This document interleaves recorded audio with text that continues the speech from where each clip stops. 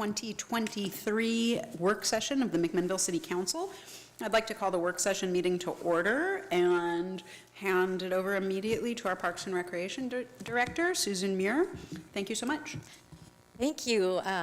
We're just pulling up our consultant team here, and Michaela and John, who you have met before, are here for the work session tonight. I'm going to hand it over to them pretty quickly, but you may recall, and I put this in the staff report, we've talked to you a few times about this, so we're coming back with some numbers and some ideas, and just want to get you up to speed with how we're looking at the parks system development charges. So, John, are you going to say a few words and then introduce Michaela, or straight to Michaela? Sure. I want to make sure we defer as much time as possible for Michaela's presentation. But yeah, thank you, Susan, and council members. Thanks for having us tonight. As Susan mentioned, this is one of several meetings that we've had to provide an update on what we've been doing and obviously hear your feedback. So tonight, as I said, I want to make sure we get right into the details. So I'm going to hand it over to our team member, Michaela, with CAI, and she's going to provide an overview of a very large packet I know that you've received, but I think having done these with Michaela before, we'll be able to walk this through step by step to make it all make sense. So, Michaela, I'll hand it over to you. Thanks, John and Susan. Good evening. I'm Michaela Jellicoe. I'm a senior economist with Community Attributes, and I think you guys saw me probably around a year ago at this point. So I'm going to share my screen and get right to it.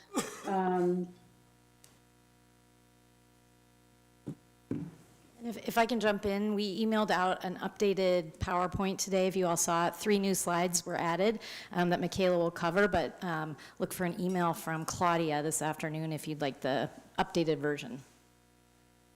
Yeah, thanks, Susan. All right, so tonight I'm going to cover, I'm just going to give you like a really brief overview of SDCs.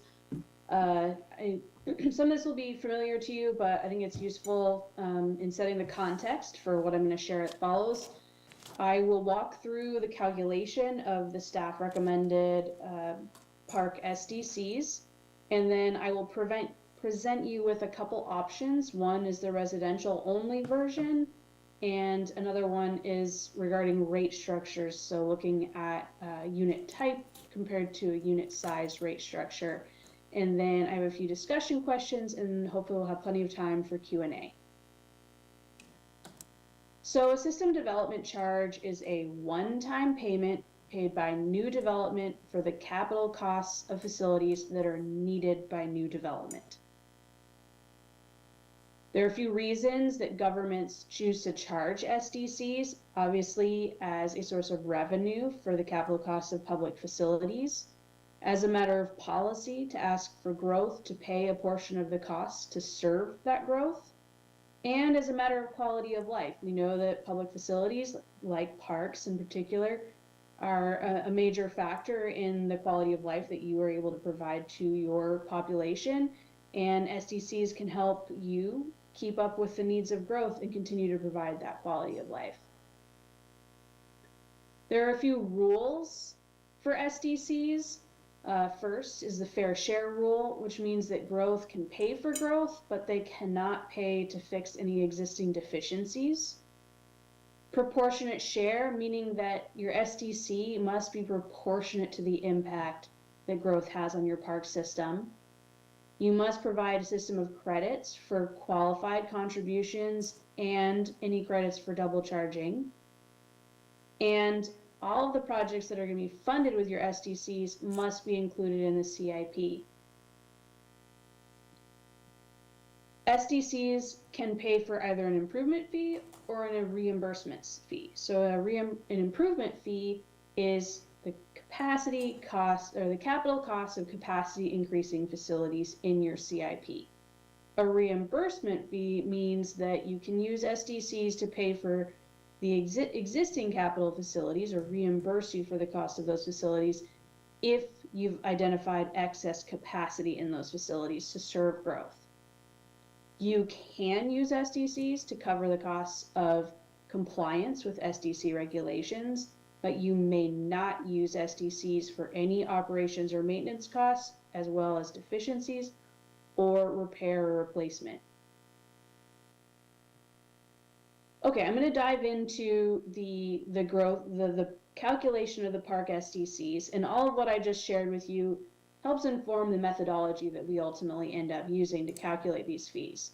There are a few components. The first is the growth forecast, and then we'll get into the calculation of how we get to a cost per person, and then I'll share the resulting maximum allowable rates. And then I also have a comparison, which Susan mentioned are a few new slides, and a revenue forecast. So because this is about growth, we have to have a growth forecast. We are including both the resident population and employment. We worked with city staff to pull population and employment numbers from your recent planning documents. So these should match other documents that you guys are already using and seeing. So we're expecting growth of 12,832 population between 2022 and 2041, and growth in employment of 6,583 between 2022 and 2041. We know that the permanent population or your residential population and your employees don't have the same access to your park system. They're not equivalent. So we use an equivalent population methodology, which is documented in full in the appendix in the rate study, to be able to bring these two different components together. We call that the equivalent population coefficient, and it means that resident population is considered a 1.0, and in comparison, an employee is 0.33. Taking that, we find that the base year total equivalent population in 2022 is 42,889, and the resulting growth in equivalent population is 15,008. And we'll use those two numbers in the calculation in subsequent charts. Your current inventory, which I worked with John and Susan to confirm, matches your PROS plan, is 357.9 acres of parks, including neighborhood parks and community parks and linear trail parks.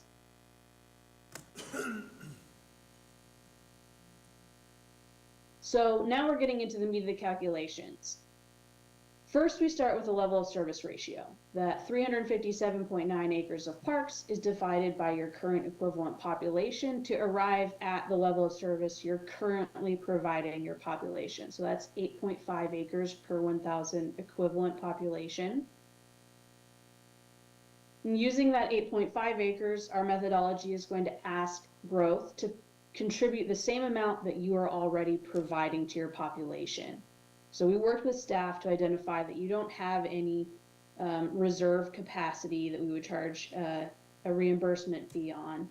So this is simply an improvement fee that's asking for growth to pay the same amount that you currently provide. Excuse me, I'm so that sorry. we multiply that 8.5 acres per 1,000 by 15,800, and the total park acres needed to serve growth is 127.6. Could I inject a quick question here? You have our current population at, unless I just missed something in your presentation, and I'm sorry if I did, but you have our current population on this slide at 42,000? Yeah, it's equivalent population, so I'm going to step back a little bit. Yeah, I'm sorry. So the base population for residents only is 34,666, but then we're bringing in employees, so we're equivalizing these two to come with a single current equivalent population number. I have a question, Mayor, if I may. Mm-hmm. Thank you, Mayor. And thank you. I appreciate your taking a brief pause. So roughly speaking, we have 8 park acres per 1,000 residents. And the new framework that you're creating is also 8 park acres per 1,000 residents in the new areas. But I seem to recall that we had set a higher standard for park acres as a city. So my question is, if we set a higher standard for the city, like 11 acres or something per 1,000 residents, knowing that we can't correct a deficiency, can we set that new higher standard to apply to the new construction so that going forward, the standard is 11 acres, the new construction is 11 acres, rather than the current service level? Does that make sense? I think I understand what you're saying, so let me answer and see if this answers your question. So your parks plan, which you've been working with John on, has what we call an aspirational level of service, so what you're trying to get to. And we could use that in your park SDC, but because you're not already providing that, you would be correcting a deficiency, so you still would only be charging for the 8 that you already have. So you can't correct an existing deficiency with your SDC. It makes it easier to use the current SDC. But if my goal is 11, then setting the new areas to 11, it doesn't exactly correct a deficiency. It sets it to a current standard. It doesn't change the ratio in the rest of the town. Like, I could understand that argument better if we said, okay, the new parkland is going to be 16 acres per thousand so that we can get our city average up to 11. But if we're going to say our goal is 11, why can't we just set the new standard at 11?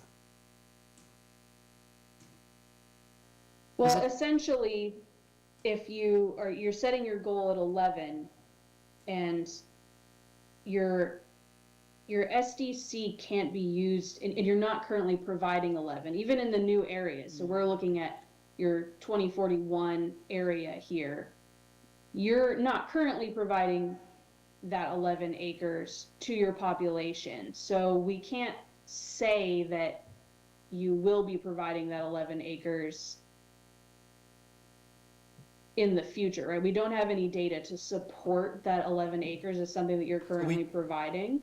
So just to be clear, you're saying that we can't put in a master plan that our standard is 11 acres, and then anything new that gets built has to fit that 11 acres and have that be binding on the SDC. That's the opinion? So we can't do it in your SDC, but you can certainly do it in your plan. And it simply means that the city has to find alternative funding for that 3-acre difference. Okay. But why? I think that's, what I don't hear is the why. If we set a goal of 11, and we know we need a certain amount of revenue to hit that, or income to hit that, to be able to provide that, I understand what you're saying, that I understand the deficiency aspect. We can't charge at this rate and then use up that, and maybe risk even having that money go into use on other existing parks, et cetera. But how do we make up that difference if we have a stated policy goal that is at this higher mark, and right now what we're doing is a 20-year plan? I, with Councilor Peralta, am a little confused how we charge at the accurate rate to be able to provide that park. I understand you're saying that we're not currently providing it, therefore we can't charge at that rate. What I don't understand is at what point in time we're expected to make up that difference, or if we're looking at this council 20 years down the road and they're saying, why didn't they set the rate so that we could do what they said they were going to do? Sure. Well, I think part of that is updating your SDCs more regularly. So making sure that they're keeping pace with development and the changes in your park system. So rather than waiting 20 years to reassess your methodology, as you make big investments and you correct those deficiencies, it's a good time to update your SDCs to reflect the changes in your park system and city investments. I think that John can dive into a little bit on, and I think that this is probably a discussion for your parks plan about how what strategies you can take on to find funding to achieve your aspirational goals as well beyond SDCs. Yeah, that's a good point, Michaela. So I think if we're setting SDCs aside with the methodology that Michaela is presenting, not exceeding the existing level of service, the 8.5 acres per thousand, that difference between the SDC level of service ratio and the aspirational level of service ratio, which is higher than that, that can be taken on by different funding sources, just not defensively by SDCs.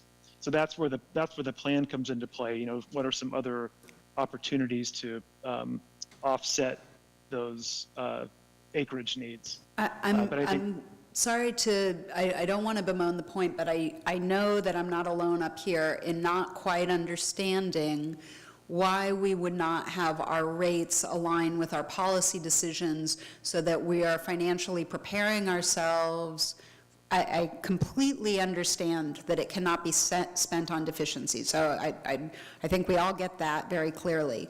But the saying that we would say that we're going to build X and we know how much money more or less, and we don't know exactly, but we are saying that it would take about this level of investment to get there.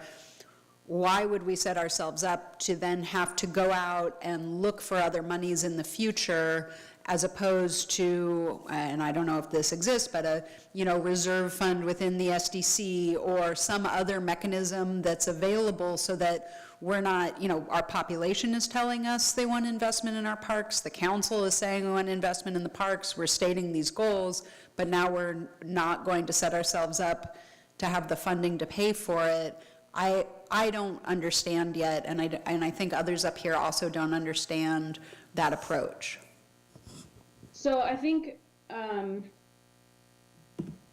me see if I can explain this. So your future growth, if you ask them to pay for 11 acres per thousand and you don't have that yet, you're not giving them that, we would have to do a calculation that I believe would probably result in the similar result as this calculation, where we figured out how much of your parks plan was contributing towards the aspirational goal to get to the 11 acres per thousand for your current population versus the 11 acres per thousand for your future population. And we would have to make sure that we're correcting for the fact that you don't have the 11 acres per thousand right now. So Some of that future capacity investment is going to be bringing up the level of service standard for everyone and not just for new growth. So we'd have to sort of separate that out. So, follow-up question. So, for example, when we go forward with a bond for the parks bond, if that parks bond identifies new park areas that are not part of the land that is contained within, that would be paid for with SDCs, and that new parkland sets up more acreage per area, then following that, we can say we have a service level outlined in this plan, we have a funding mechanism in this bond, and then we can set an SDC level that is consistent with that bond. Is that accurate? You have to be very careful with bond revenues and SDCs. So we're not assuming any bond right now. If you were to go and pass a bond, I would highly recommend that you update these. So because your future growth is going to be paying towards that bond over time, just like your current population is. So we would have to give them a credit. So there's some double charging there. If you were to craft your bond in such a way that nothing was SDC eligible, so there is no double charging, and the policy said, we're using this to bring it up to 11 acres per thousand, there will be no SDC funding paid for the same stuff, and you're very careful about that to ensure that there's no double charging, then yes, that probably would get you to what you're looking for. And Director Mayer?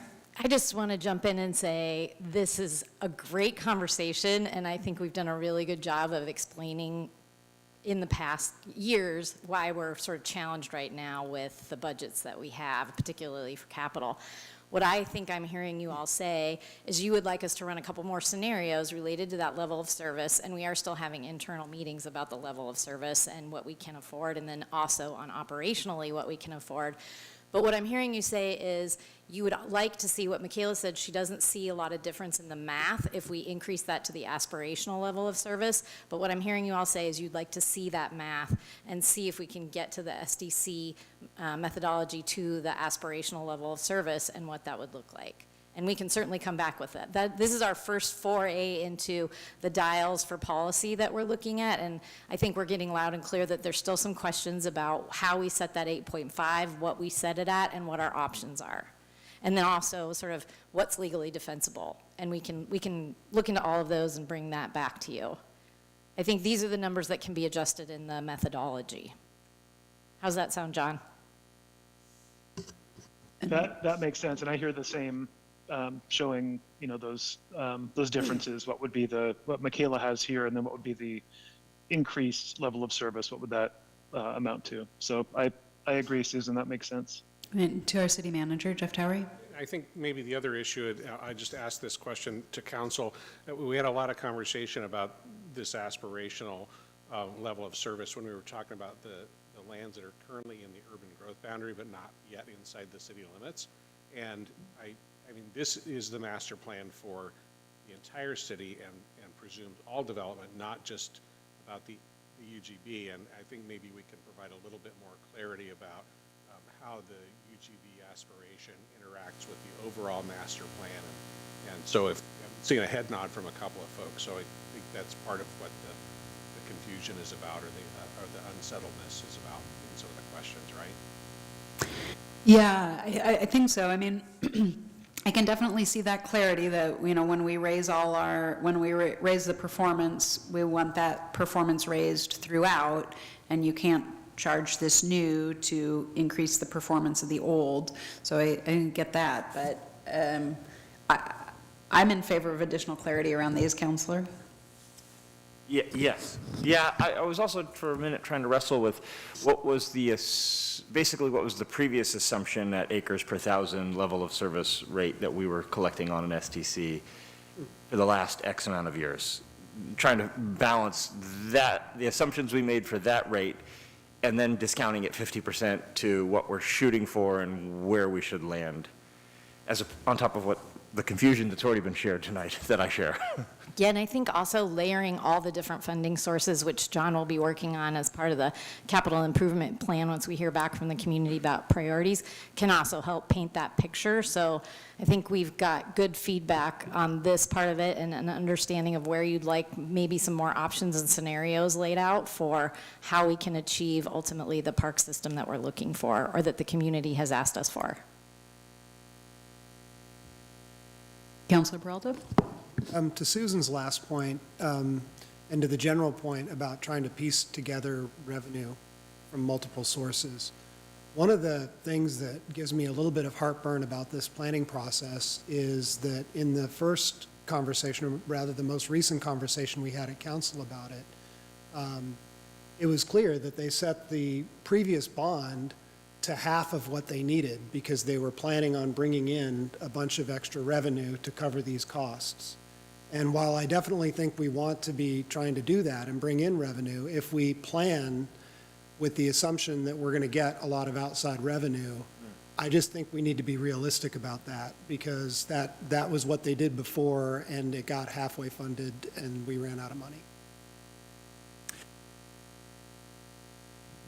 I think we feel that across the board at the city. Yes, okay. Let's get started. Let's continue. Thank you. Okay. All right, I'm going to move through. Feel free to ask questions as we go, like this discussion. Okay, so I think I left off at 127.6 acres needed for growth at the 8.5 acres per thousand level. The current IP has 227.2 acres that are going to be either acquired or improved. So your CIP is certainly planning to provide more than you're asking growth to contribute towards. Okay. Then we convert that acres needed to a cost per acre. This is based on the CIP as well. So on average, it's $617,000 per acre, which translates to an investment needed to serve growth of $78.7 million between 2022 and 2041. Per person, that equates, or per equivalent person, that equates to $5,246. We then make some adjustments to account for compliance costs. Your previous methodology used 10%, so that's what we're using here again. So that's $7.9 million for compliance costs over that 20-year planning period. Your current fund has about $400,000 remaining in balance. And we also did an analysis of your previous funding, excluding the bond, which was an extraordinary funding source that we're not going to assume into the future. And we found that your current funding has about 17% of those park development projects funded through other revenue sources. So that's grants, donations, any other kinds of contributions like that outside of system development charges. So that equates to about $13 million in other funding sources from the city over that same time period. So overall, the adjustment is $379 per person, negative $379 per person. So now our net cost per person is $4,867. The last step is to make sure that we're being consistent with your CIP. To do this, we look at the unfunded cost of CIP capacity projects. So we worked with staff and MIG to understand which projects generate new capacity for your system and therefore SDC eligible, and it's 86.6 million of your CIP. And you need 78.7 to serve the needs of growth at that level of service we're assuming now.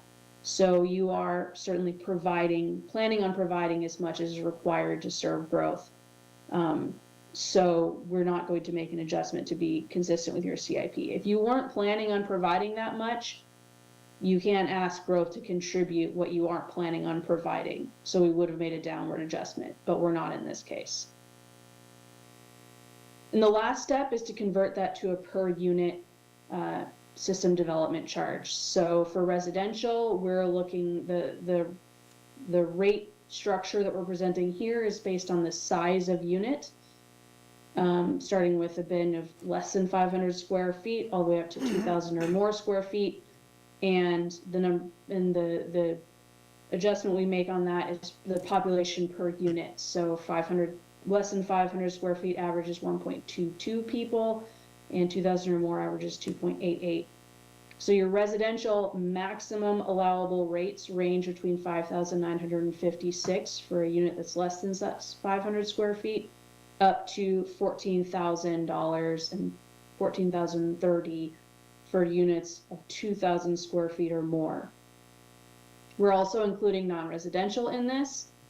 So we've created a few bins. I'm happy to, of course, discuss any other bins that you'd like to see here. What this basically does is accounts for the difference in impact of different use types that are, some like warehouses are not particularly dense in terms of employees per square foot, whereas things like office and retail tend to be more dense. So we're factoring that in. And the maximum allowable non-residential rates range between 77 cents per square foot up to $3.42 per square foot. Would you mind taking a minute and talking about how this applies to the reality of the McMinnville situation in the sense of how many units do we have that are less than 500 square feet versus 500 to 999, et cetera? And then also, could you tell me why the rate maxes out at 2,000 square feet when I believe we have homes that continue to, well, the homes themselves don't grow, but I believe that we have many homes that are considerably larger than that as well. Sure. I would have to come back to you with information about the types of units. It would probably be most relevant to understand the types of units that have been recently developed, not just your overall housing stock. I would need to do some additional research on that to get back to you. I can do more bins. So the more bins we add, the more administrative complexity there is for the city team. But I'm happy to do that. I think I can go up to as large, well, it's dependent on data. So the data gets less and less available as we get into larger. So I can do more bins between the 5,000 and like 2,000 range, and I think that I can separate 2,000 to 3,000 or more based on the data that's available to understand persons per unit. So I could add a higher end bin for that 3,000 or more. I will say that typically in this data, what we see is that when you get really big homes, like the bigger number, you're actually going to see a smaller persons per unit. There's this sort of like peaking and then like a slight decline typically in the data. So that 3,000 or more might not necessarily be a higher rate. Thank you. Councilor Peralta? Is it just a straight calculation, estimated population per occupied unit, and the source of that is always the census, or is that something we can set in city code? I think that you would be best using census data. So this is actually American Housing Survey data combined with census data. So there's no source that I know of that's going to give you data on the number of persons per unit by square footage other than AHS. The census itself doesn't get that detailed. But unfortunately, it's at the Portland MSA level. So I did some research, combined data sources to come up with a comparison of Portland versus McMinnville. You probably could set it as a matter of policy, but I think that the more choices that you make like that, and when you have really high rates, you really have to explain why you're deviating from what the data is telling you. I would be very much in favor of setting at least one tier higher for the square footage. And I think there's there's probably several bases for that, but I mean, finding the sweet spot based on population in that building, like you said, is probably the most defensible, but I'd be open to other calculus for that too, because generally speaking, I think the city's wanting to increase density, and larger housing undermines that. So I think that's another basis for, I don't know if that's one that can be applied here, but that's another thing that I consider as a policymaker, and I just think it'd be better to have one higher tier as well. Can I ask a question? Please. Do you have any experience, Michaela or John, with this fee schedule being based on the number of legal bedrooms, not including office spaces, with the theory of it sort of getting more directly related to that population occupancy piece? Yeah, I typically don't recommend that you use bedrooms. The reason that I didn't use it and didn't present it here for you is that the data was really bad. So there were a lot of holes. It just wasn't great data to be able to come up with a bedroom number that I felt good about. The second reason is that there are some workarounds, and I think that city staff might be able to tell you more about this, but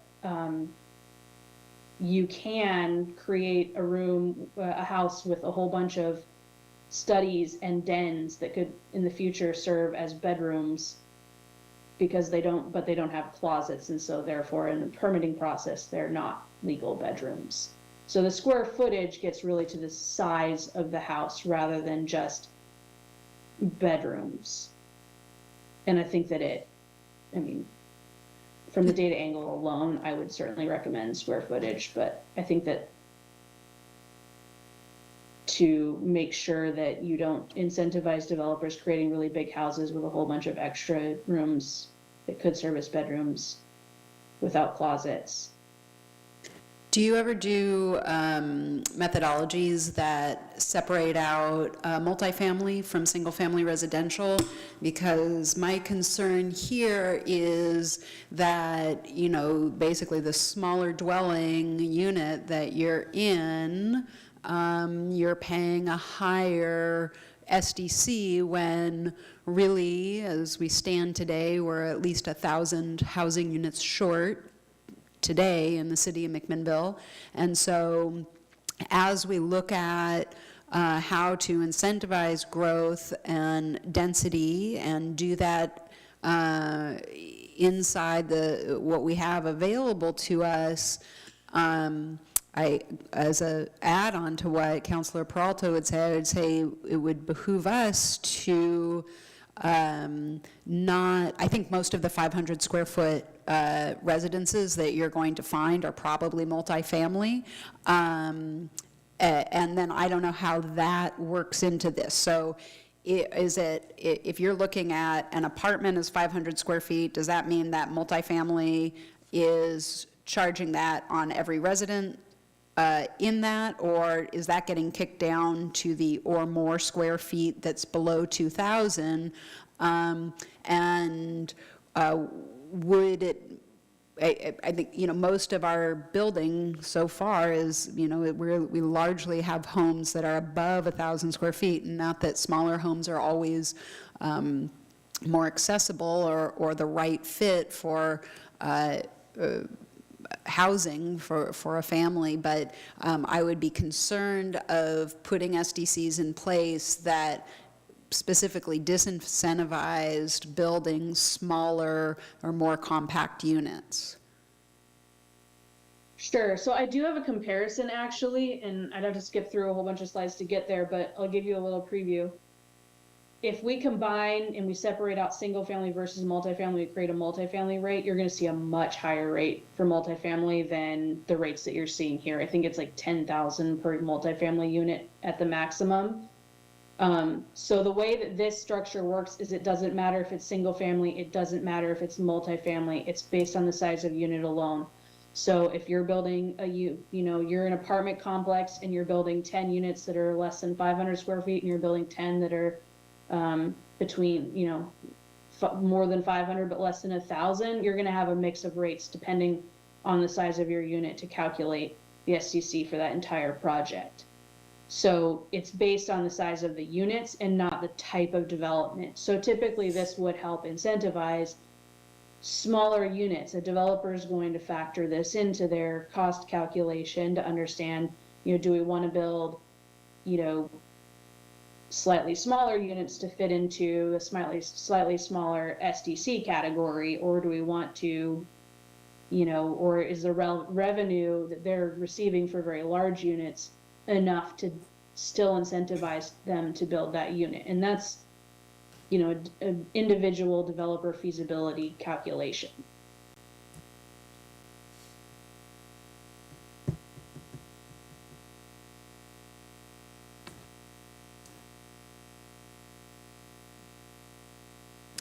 Okay, I think we can move on.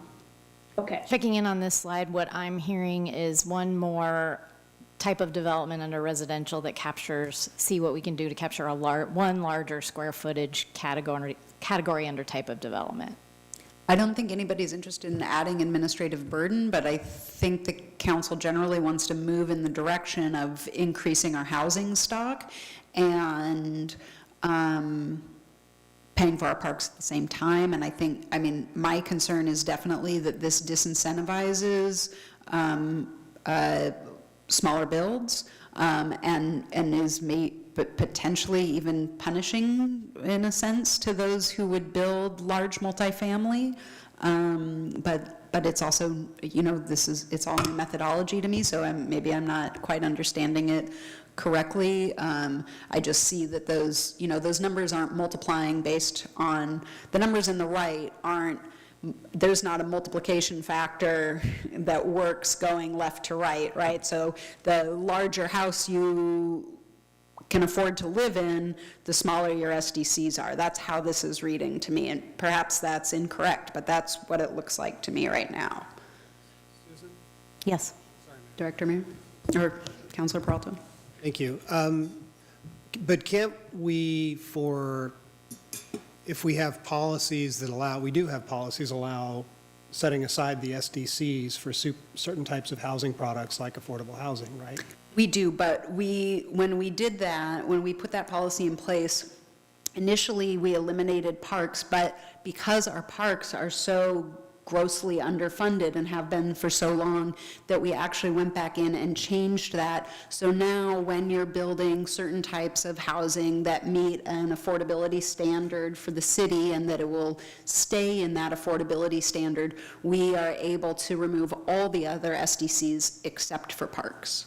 And we changed it back to keep parks included because it was too much of a financial burden on the Parks Department, whereas engineering, for instance, was able to integrate the loss of the loss or the non-collection of those SDCs into their work plans.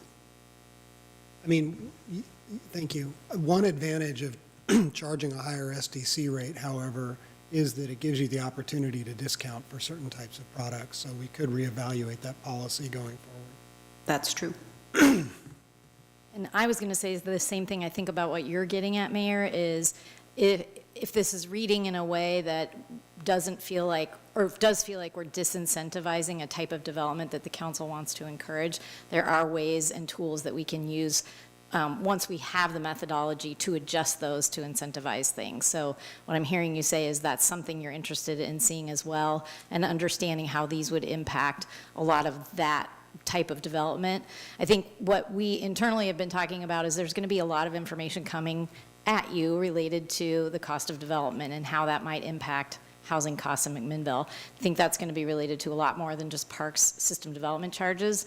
And you know, Heather Richards is on some statewide committees related to this, and you all have been in conversation. So I think we do need to have also just a larger conversation about that as we move these types of fees and SDCs through the process. So this is giving us a really good foundation to hear where you're at. Thank you. Councilor Gary. Yeah, that was going to be kind of the theme of my question was, if we want to say we want to subsidize or credit the affordable housing to a certain extent, would we need to build that offset into the other methodology for the other dollars so that the higher value ones can pay for the credit of the affordable units? And when do we need to set those so that we can adjust the other ones to compensate? It sounds like that's coming. Yes. So I'm going to say that there are rules about SDCs. Fair share is part of it. You can't ask development to pay for more than their impact. So this methodology is designed to get to that proportionate impact. So we would not want to build in anything where we're saying we're going to give a credit to these guys and then we're going to stack that onto the other types of development. That we can't do. But the city can build those into its. I think we're talking about larger revenue pool to pull from, Michaela, other than just SDCs to offset that. Good. And I do want to say that this rate structure tends to be one of the better ones that I've seen, and I'm certainly happy to add higher tiers in here. I can break it out up to 4,000 or more, 4,000 square feet or more, compared to some of the others when it comes to proportionality of unit size. So if I was to use the same methodology and give you just a single rate like you have right now, every unit pays the same amount, that's $12,484 per dwelling unit. So in that case, you know, your 2,000 square foot house is paying the same amount as your 500 square foot studio apartment. That certainly disincentivizes the studio apartment. If we break it out, your 4,000 square foot, your 2,000 or more square foot house now is paying $14,000 per that dwelling unit. and the less than 500 square foot apartments paying 5,956 per dwelling unit. So how do we address that when we get to the place where person one lives in a 5,000 square foot home and the next 10 people each live in a 500 square foot apartment, but it's part of a 10-unit complex? Where and how do we start injecting equity at the front end of that or in this? How do we account for that and work towards that developer doesn't look at our SDCs and say, well, gosh, I could, if I build these 10 units, I'm going to have $59,000 in SDCs, but I could also just build this one McMansion and pay $14,000.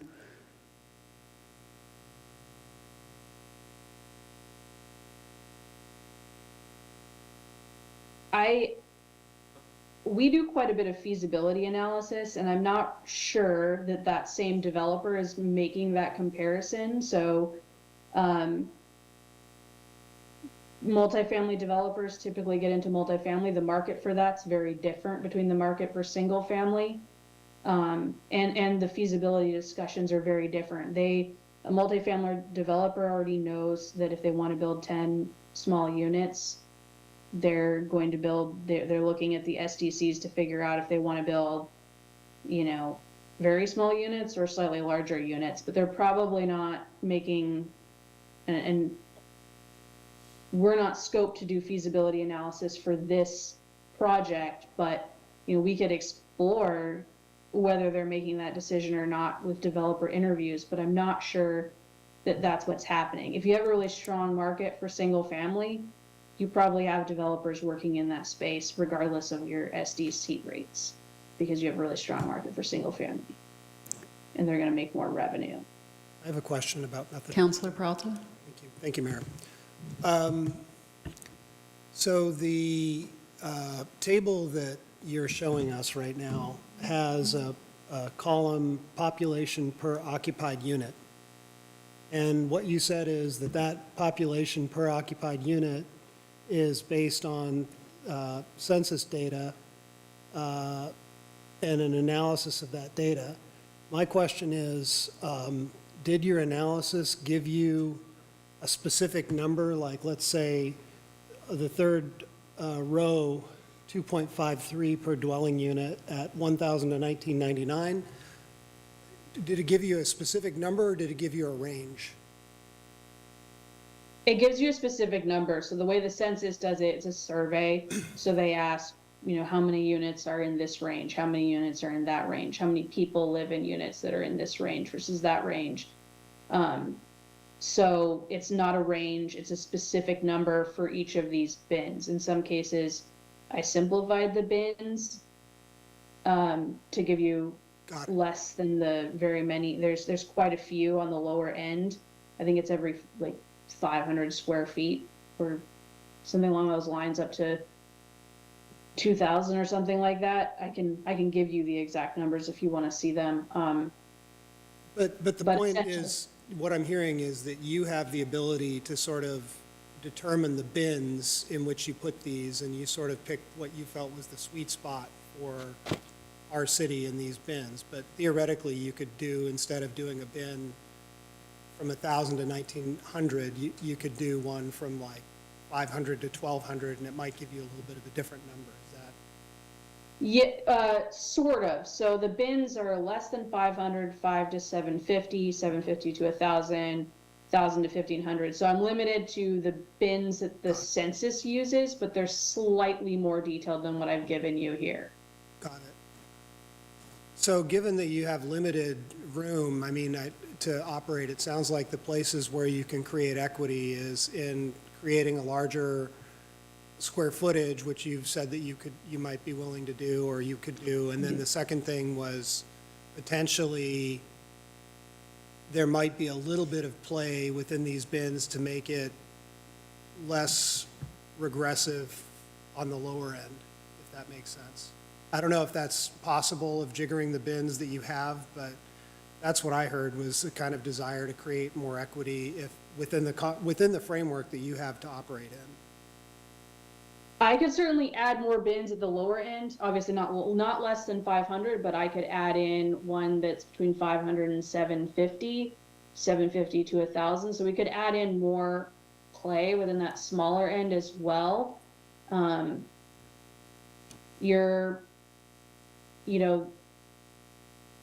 It's not going to change a ton because they're sort of average between the two. So like the 500 to 749 is, I need to do a little bit because I didn't apply the adjustment for McMinnville to the numbers, but for the across the Portland MSA, it's a little bit higher, so it'd be lower. But 500 to 79 is like 1.63 compared to 750 to 990, which is 2.13. So basically, it's just going to add in a few more options in there that are on the lower end. I guess like the mayor said, I don't want to create work, but if there is a sweet spot that does improve it slightly, I would be in favor of that. Additional comments or questions? No? All right, thank you. Let's go on. Okay. So here are the comparisons. These are the same comparison cities that I think that you saw with one of your original SDC presentations. So we stuck with this. I've broken it out between single family and multifamily. Single family is on the left, multifamily is on the right. And this is because most of your comparison cities are using a single family, multifamily breakout. You will see the same rates for the maximum allowable for McMinnville between these two charts. So for this, among single family rates, you're more than 2,000 square foot near the top, but it's not the top. Lake Oswego and Westland both are charging more. They're charging in the 16,000 range. Westland and Eugene both have a variety of bins that they use that range in cost that are presented here. Your current rate is near the bottom at 3,000 for all units, and that's at a 50% cost reduction. So if you hadn't applied that 50% cost reduction, you'd be in this 6,000 range, which is near the middle of this chart in both of these charts. On the multifamily side, your high-end maximum allowable is definitely at the top of multifamily rates, but most likely you're not seeing development of very, very large multifamily units. So those 2,000 or more square foot rates probably wouldn't be comparable, but you aren't charging based on single family or more multifamily under this rate. What was your criteria for selecting these cities? I used a previous presentation that I think that your former city attorney had given to you several years ago, which I'm not sure the methodology they used, but this was the selection that city staff asked me to continue to use. Director Muir? This was from the presentation that Amanda Heilgeman gave, and we can certainly pull different numbers if this looks like it's missing something for you to compare it to.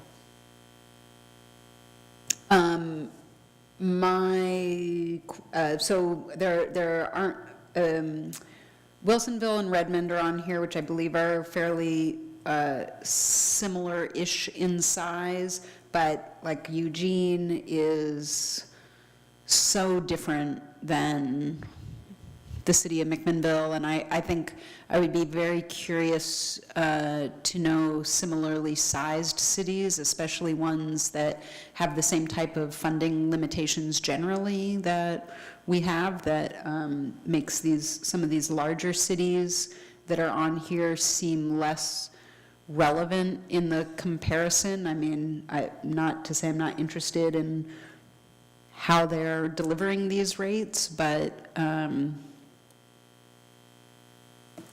Narrow it down, take some of the ones that are less comparable in terms of size, take some of those, peel some of those off, look for maybe a couple more that are more similarly sized and or in a similar footprint type of financial plan that we are and kind of recalculate or readjust this chart. I would prefer that. I don't see a lot of similarities with many of the cities that are on here. They're either not rural or they're not same in size, and kind of by one extreme or another. So it's a little, I don't know exactly what I'm looking at comparatively.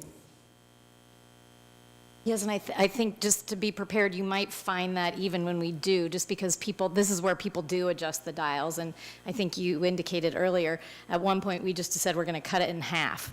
And so we might find some of them aren't really based on a methodology. The foundation is a methodology, but then adjusted. But we will certainly pull that and see if we can get as much background information about the policy decisions that were made in each of those. I mean, I'm interested in that. I don't know if other members of the dais are. Yeah, okay, great. Got it. We're ready to go on? All right. I've also prepared some same comparison cities for the non-residential rates, and in all cases, the maximum allowable rates for non-residential are at the high end of each of these types. In order to put together some comparisons, I made some assumptions. A lot of cities still don't charge non-residential rates. So the ones that do it in a variety of ways. Grants Pass uses parking, the number of parking spaces. Woodburn, Oregon City, and Lake Oswego have their permitting department convert based on the type of use plan, based on a very detailed table. It's very similar to how transportation impact fees are calculated.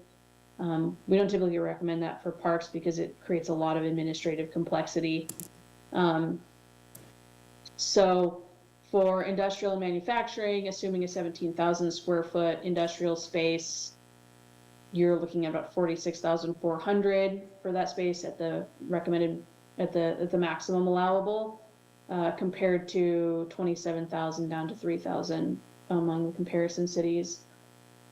Similar for warehousing, you're at the top end of that comparison as well for a 25,000 square foot warehousing space. And we'll say that we did look at what's been developed in non-residential uses of these types in McMinnville recently. For a 4,000 square foot retail, it's about 13,700 at the highest of those comparisons, and same for office, 17,000. Oh, there's a mistake there, but the office space 49,000 compared to Lake Oswego, which is 46,000. So it's probably one of the closer ones for office in the comparisons. Thank you. I want to add one more note on the forthcoming comparative, which is that perhaps it can footnote that Chehalem Parks and Recreation District is at 0, but I think it skews the data to see that because they don't need SDCs because they have a completely separate funding mechanism. And so I would prefer to not look at cities that have established different parks districts in order to pay for their parks, because I just feel like it, well, as I just said, because I feel like it skews the information that we're looking at. Got it. Sure. Okay.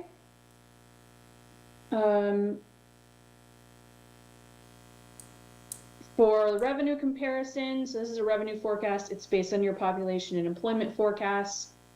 Historically, you have collected between 2015 and 2022, $3 million, which averages about $373,000 per year in park SDC revenue at your current 50% cost recovery method.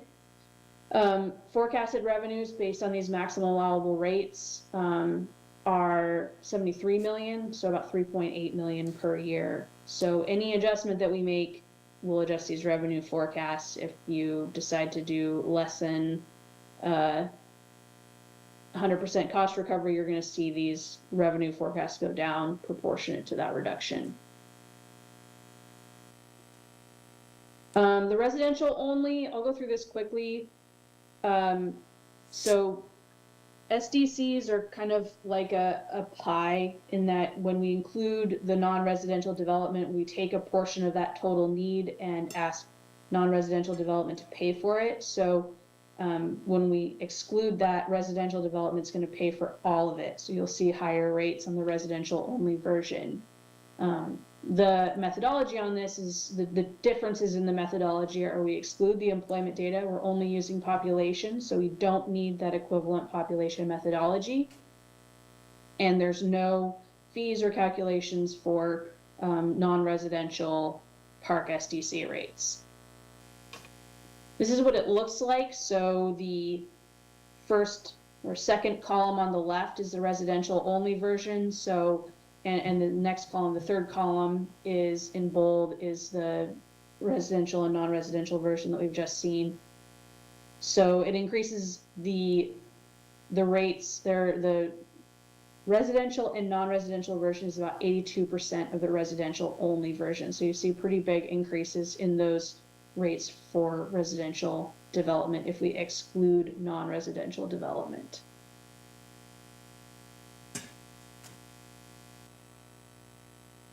And these are the charts I was talking about that might help with some of the conversation about equity. So if we use the single family, multifamily rate structure, this is what that would look like. And I've also presented what a single non-residential rate would look like here. So if we use single family and multifamily, the rates are $12,936 for single family dwelling units. So every single family dwelling unit would be charged $12,936, and every multifamily dwelling unit would be charged $10,725.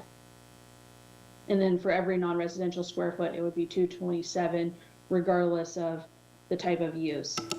A single rate for non-residential means that you don't have to deal with changes in use. So if a use moves to a higher density use, there's no change in use required, but it is less proportionate for different types of uses like warehousing, which have very few employees per square footage of space, and therefore less impact on your park system.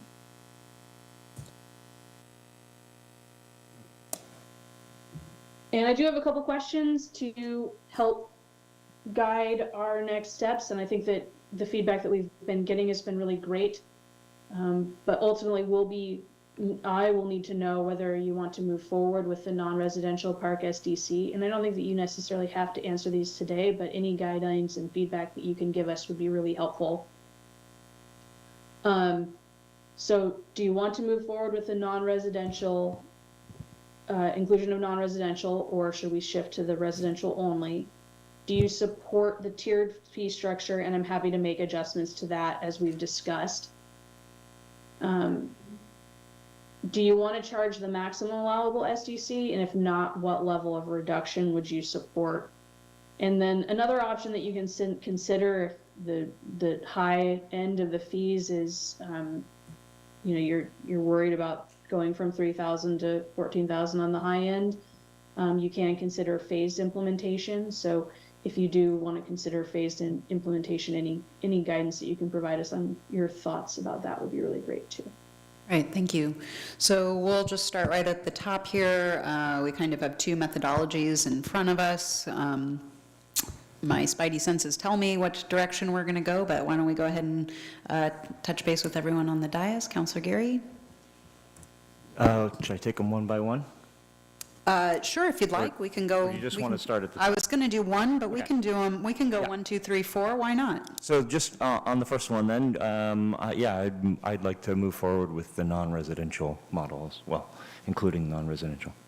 Okay, great. Councilor Chenoweth?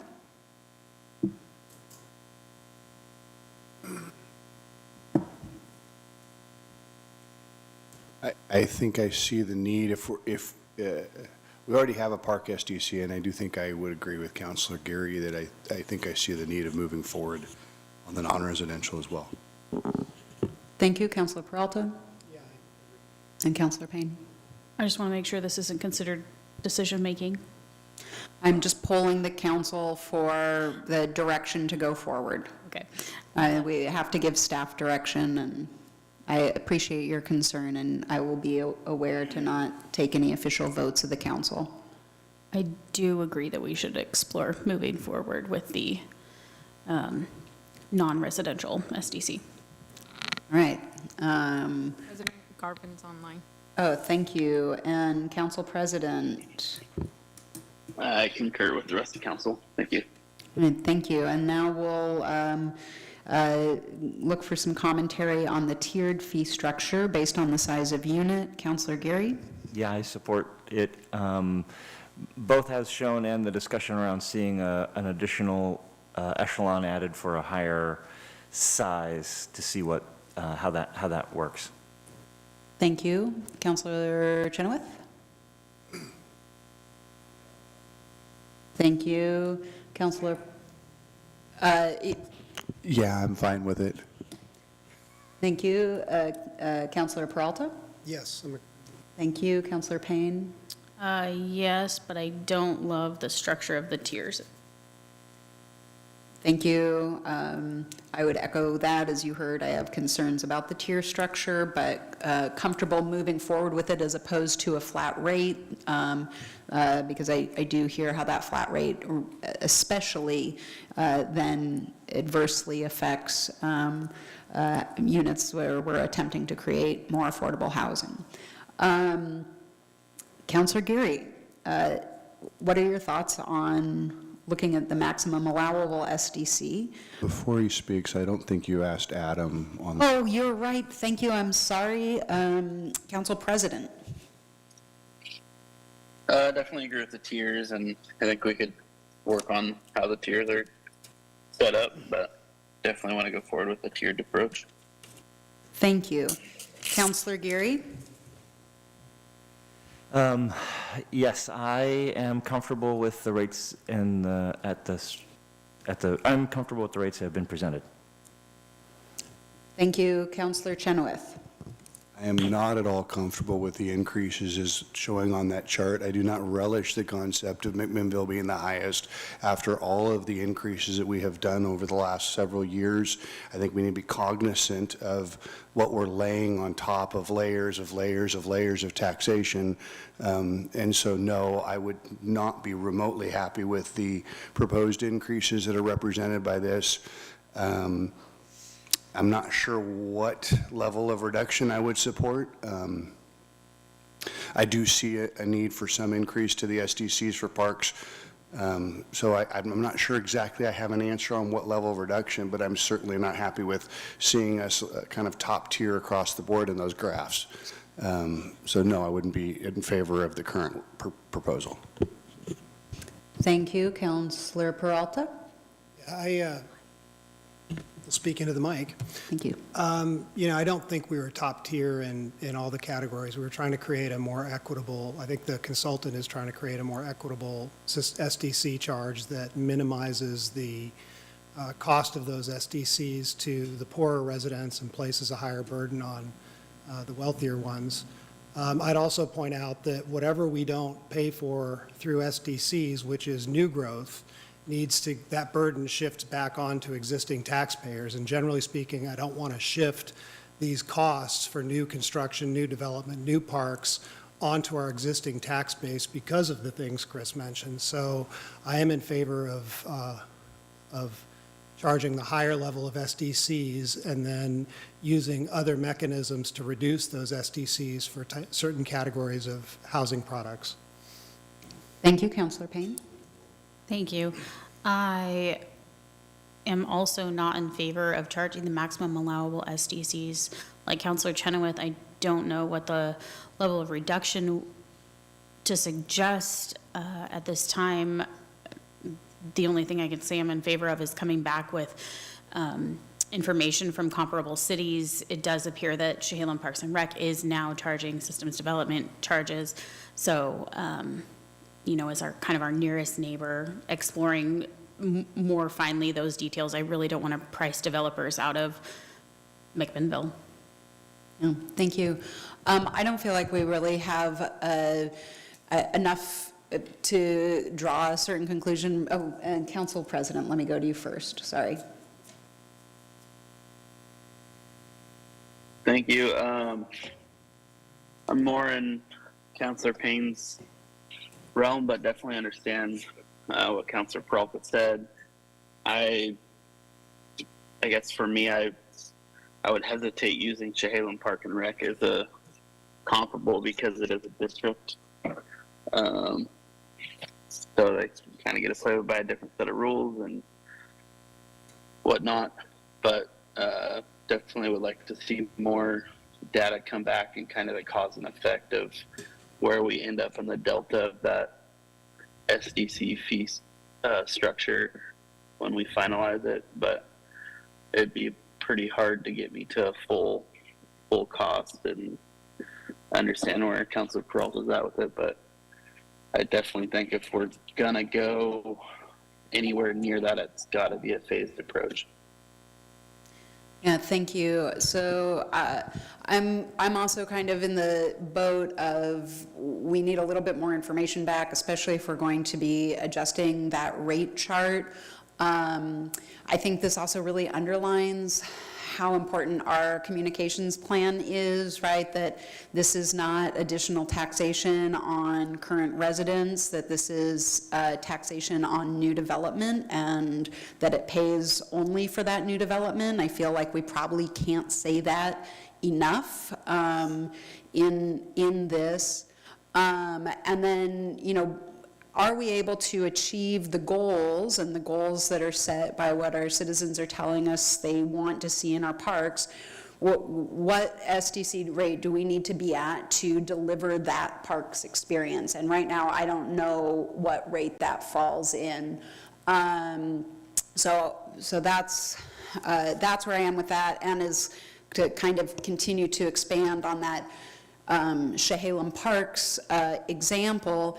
You know, when we do look at those comparables, it might be useful to, instead of saying Chehalem Parks and Recreation District pays 0 SDCs, to say Chehalem Parks and Recreation District is on the chart. They don't pay SDCs because they have an independent taxing district.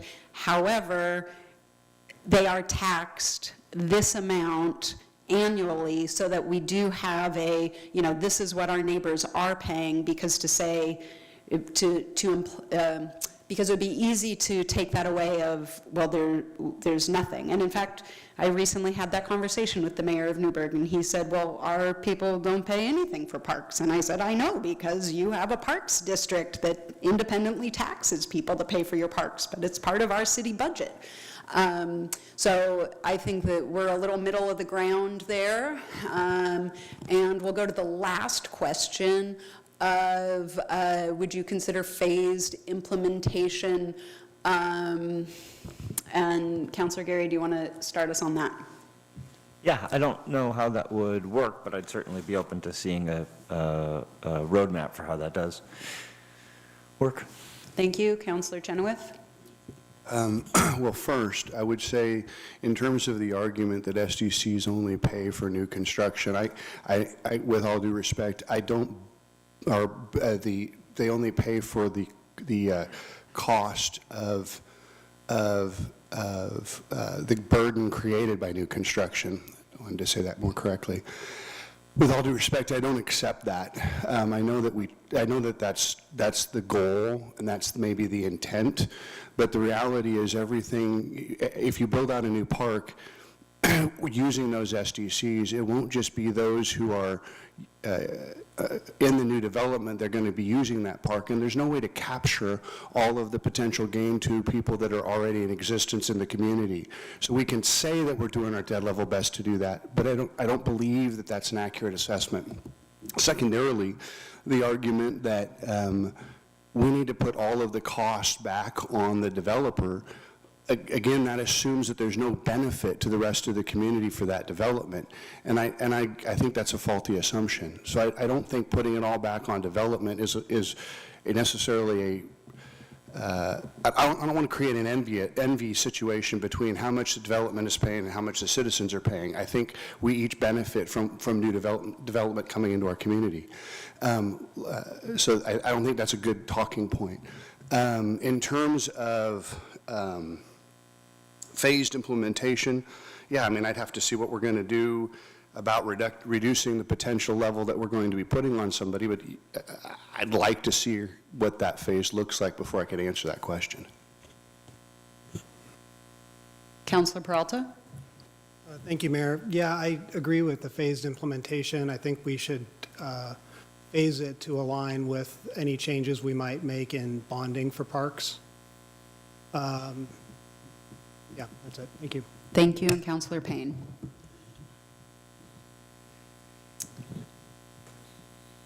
I don't have anything to add that hasn't already been said. Thank you.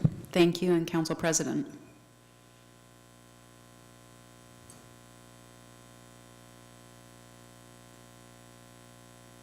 Still in favor of the phased approach. Thank you. Thank you. Wonderful. Any final thoughts from either staff or our consultants? No? I'll just say thank you. This has been a great conversation. I know that we knew the introduction of this was going to be a little rough as we sort of laid out the groundwork, but this is, everything you've given us is very helpful, and we will come back with some more follow-up.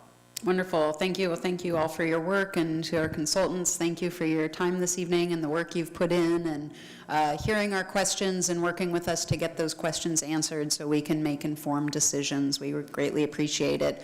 I will adjourn the work session here at 6:47 p.m. And we are so happy to see such a full house. We will start our meeting promptly at 7 o'clock p.m. when that meeting is noticed to begin, so we don't miss anybody that may not arrive until 7 p.m., given that's the hour of the notice. So thank you, and enjoy a 13-minute break. Recording stopped.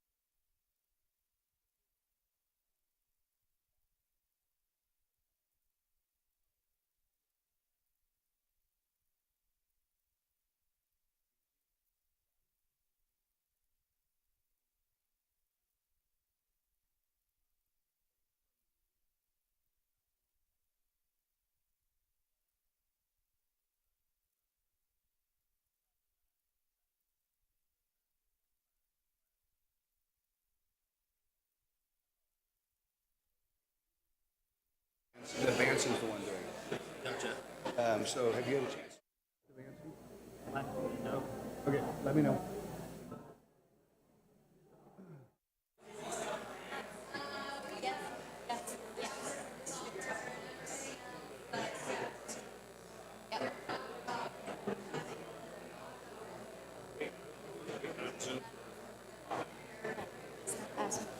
No. Oh, yeah, because our legislative meeting is like 5 to 17.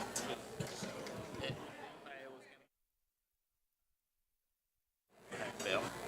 we didn't have that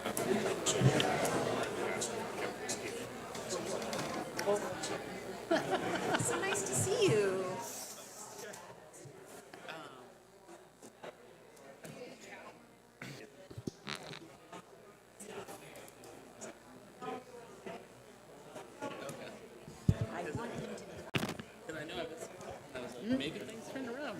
I don't know what the disconnect is, why he didn't get fired, but he certainly should be after 2.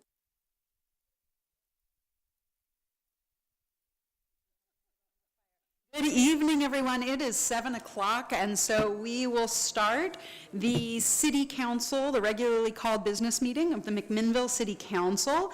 I am going to call the meeting to order and request that our city recorder, Claudia Cisneros, do a roll call. Counselor Geary, Good evening. Counselor Chenoweth, Present. Counselor Payne. Here. Counselor Peralta, Here. Counselor Minky is absent this evening, Council President Garvin, Here. and Mayor Drapkin. Here. Thank you so much. And I'm delighted this evening. I had the great fortune to run into Cub Scout Pack 454 at a community event not long ago, and was able to invite the Scouts to come lead us in the Pledge of Allegiance. And I would specifically like to invite up Nathan and Patrick to lead us in the pledge.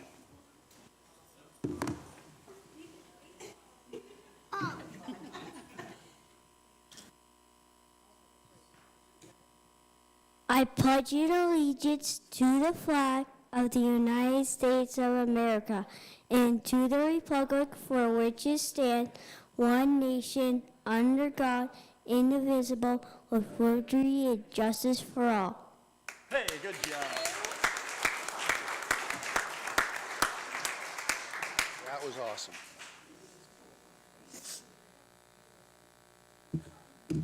Wonderful. Thank you so much. You don't want to stay for the rest of the meeting? Oh. It's going to be a fun one. Thank you very much. We will now go to comments from community members.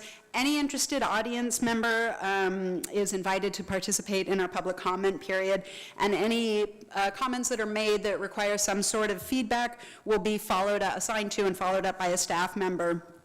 Anyone may speak on any topic other than a matter in litigation, a quasi-judicial land use matter, or a matter scheduled for public hearing today or at some future date. Comments are limited to 3 minutes per person, and if you wish to, for a total of 30 minutes, if you wish to speak and you're on Zoom, please use the raise your hand function, and our city recorder will call on you and unmute your mic.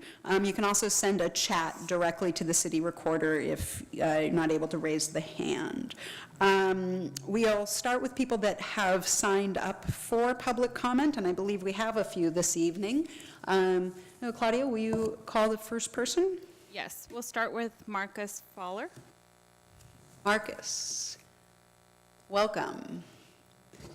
So we'll invite you to come join us at the table here, and I'll remind you to use the microphone in front of you for the benefit of everyone in the gallery, and especially those at home who can't hear us if we are not speaking into our mics. And when you're ready to begin, if you'll announce your name and the city that you live in for the record, and then a timer will appear on the screen for you to track your own time. Thank you, Mayor, City Council members. My name is Marcus Fowler. I live at 2515 Northwest Westwind Drive here in McMinnville. System development charges I know you were talking about earlier. I kind of did a quick scan through that document, and one of the comments I have is I think an appropriate use of those, what I just noticed recently on Baker Creek Road was those new crosswalk signals where the new housing development went in. It's a good use, in my mind, in my view, of system development charges. It's a community safety type thing. And another place is that pathway, as I drove in tonight on Wallace Road, where that pathway continues on through there. That would be another area where that type of, those flashing lights with all the fog we have here would be a great use of SDC funds. Okay, I'm going to shift gears a little bit more here towards the pickleball club and some of our needs for the community. So 2 examples of what I think are inadequate O&M. Okay, let me back up. As the city applies system development charges towards procurement of new parks and recreation needs, as identified in the open spaces plan needs assessment portion of that document, it must also adequately budget for operations and maintenance for the life cycle of the particular asset. 2 examples of inadequate O&M budget dollars to sustain parks and rec assets are the community center building and the aquatic center. Both are deemed to be in poor condition in the Parks and Rec Open Space Master Plan needs assessment on page 22. From what I can see, we're still years away from new replacement facilities for both of those. And as long as those 2 facilities are being used by the public, the city needs to provide adequate O&M funding to sustain and keep those safe. I think to do otherwise is malpractice. The O&M funding needs to include necessary upgrades, and in the case of the community center now, I know there's a lot of folks shifting to indoor use, where we've been playing pickleball outdoor all summer. Now we're going to be coming inside, and that's one of the few venues we have. And inside that facility is the overhead lighting is inadequate if you've been in there and if you tried to play.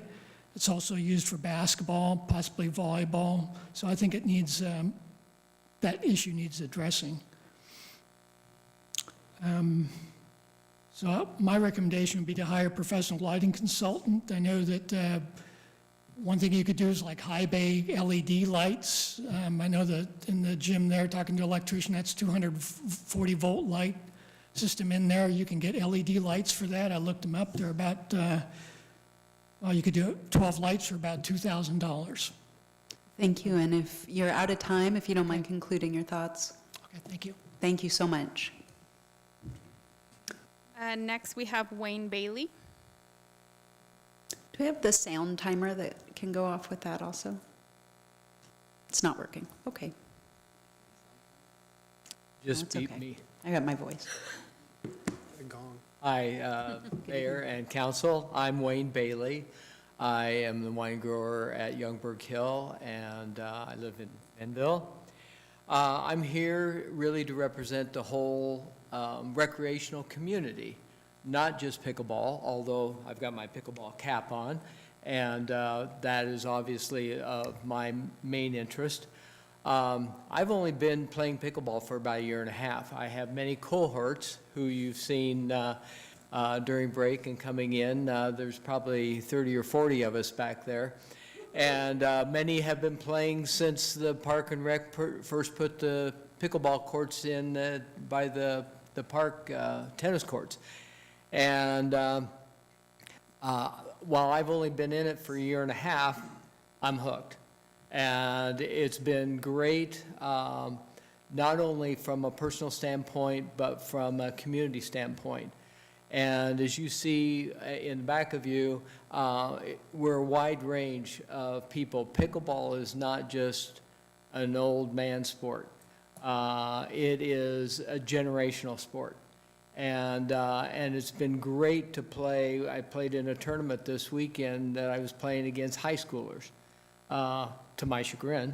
But what fun, you know? And it's in that breeds community to me, and which is something that I think Park and Rec should always be focused on. And so with that, I think I will also say that I know business, I know it's all about the buck and getting the bang for the buck. And I believe that with a facility that does include significant pickleball access is only going to be better bang for the buck.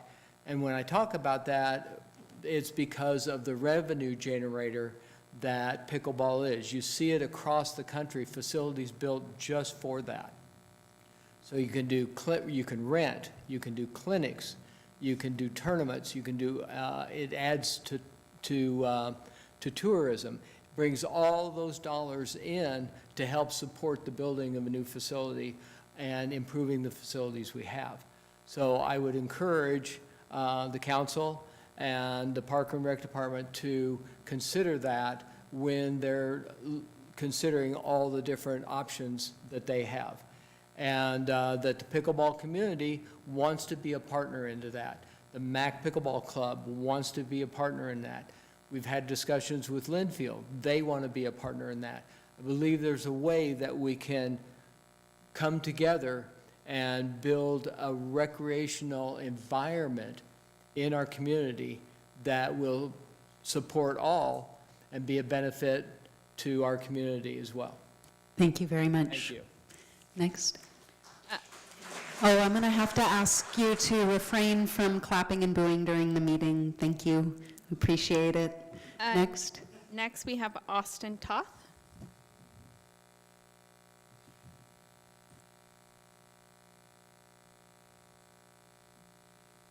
Hey there, Austin Toth here, board member with the Mac Pickleball Club, along with Wayne, who you just heard from. Thanks for having us. I just kind of signed up on a whim. I just wanted the opportunities to say, thanks for holding this and, giving us a voice. I've been playing pickleball. I found it right at the beginning of COVID when basketball went away and indoor sports. And some of these people right behind me are the same people who I met the first time I ever played. And I didn't know what it was. I walked on the court, those used to be tennis courts down there when I was in high school by the public pool. And I walked on the court, asked what it was, and then someone back behind me right now handed me a paddle and said, "This is pickleball, come play with us." And I've been playing ever since. I'm very addicted, as most of us are. And it's just a great sport. Another great guy right behind me, Mike Brisbane, I have pictures of him this summer, him and his wife playing against their son and their granddaughter, and I think they won. So I just love the sport. I think it's, it's growing like crazy. We've got about 250 due-paying members in the city of McMinnville. And, we're kind of at the point right now, capacity-wise, with 6 courts. If you come out and join us on a Saturday, which is just open play, we've got 60 to 80 people out there. And so we have to set up 4 temporary nets on the tennis courts. And then we're about good with our capacity at the moment, but I think by next summer we're gonna be well past what we've currently got. And so I just wanted to make sure I kind of voiced that and put it in, to your minds and knew what we kind of were working with, and invite everybody, everybody on, on the council, everybody listening, everybody sitting here tonight, anytime anyone wants to come out, join us, see what the sport is, see what the community's like, and see why people come from all over Oregon and parts of Washington just to play with us here in McMinnville. We're pretty renowned, talent-wise, and how welcoming and accepting our group is, and willing to help train, teach, and just be really, really good. So I love it, and I just want to share it with everyone. Thank you very much. Thank you, guys. And who's next? That's everyone that signed up. Okay, I have some notes for our council holiday gathering. Just kidding. Would anybody else in the gallery like to, wonderful, if you'd like to join us up here, and then you can state your name and the city you live in for the record before making comment.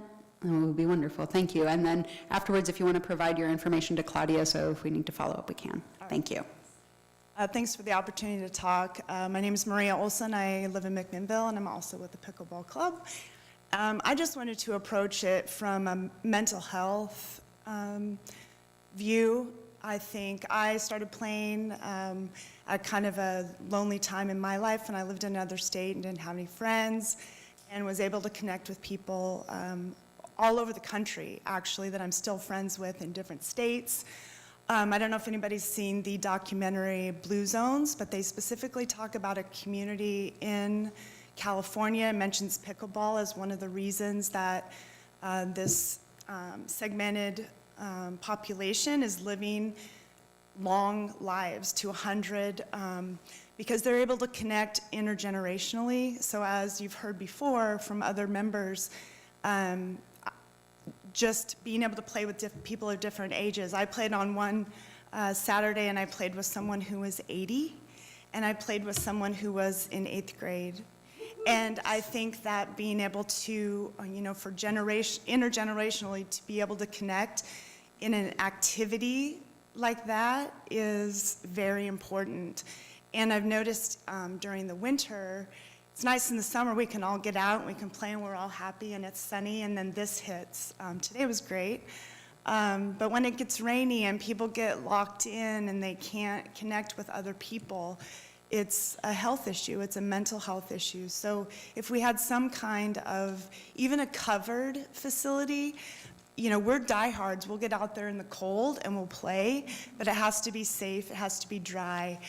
So even an outdoor covered area, again, knowing that money is an issue, we all know that. So whatever consideration you could give so that we can continue to play and live longer, that's what I'm looking for. So. Wonderful, thank you very much. And you also had your hand up if you'd like to join us. I'll just remind you that as you get up here to state your name and city of residence for the record, and then to make sure Claudia has your information afterwards. Yes, my name's Lou Perez Leon, and I live here in McMinnville, and I'm part of the gang back here. And I got to tell you, the one thing that I'm going to hitchhike on what all our members have spoken of, and address the social aspect, the fellowship aspect of this sport of pickleball. And yes, Wayne's right. It's actually referred to as old man's tennis. However, as they've all discussed, the ages, they're even playing it in high school and grade school now. And so it's a situation that has expanded 10,000-fold. And unless you've been living under a rock somewhere, pickleball is the fastest growing sport in the world. But I want to address another aspect, which Maria kind of alluded to, that is not surprising, and often that I can say that while playing pickleball, and the others can share the same stories, but you'll be playing pickleball with someone you don't know, and once you start playing and start engaging the social aspect of it all and the interaction of people, and I got to tell you, the membership of this team here, the Mac Pickleball Club, they're damn good people.